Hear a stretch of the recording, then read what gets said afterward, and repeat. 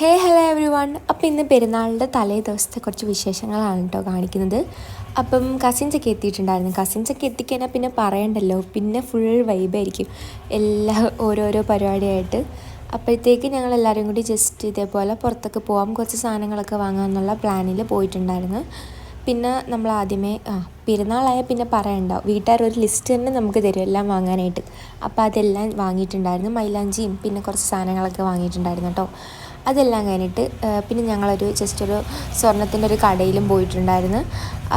അതും എല്ലാം കഴിഞ്ഞതിന് ശേഷം തിരിച്ച് വീട്ടിൽ പോയതിന് ശേഷമാണെന്നുണ്ടെങ്കിൽ ഇതാണ് കേട്ടോ നമ്മൾ വീട്ടിലോട്ട് പോകുന്ന വരി. അപ്പോഴത്തേക്ക് എനിക്ക് ഓട്ടിക്കാൻ അറിയാമെങ്കിലും ഭയങ്കര ഒട്ടും തറയില്ല കേട്ടോ. എപ്പോഴും ഞാൻ ഓടിച്ച് കഴിഞ്ഞ് കഴിഞ്ഞാൽ ചില വേറെ എങ്ങോട്ടെങ്കിലും ചെന്ന് കയറുമെന്ന് വെച്ചിട്ട് അത്യാവശ്യം വണ്ടിയുള്ള റോഡിലൊന്നും തരാറില്ല.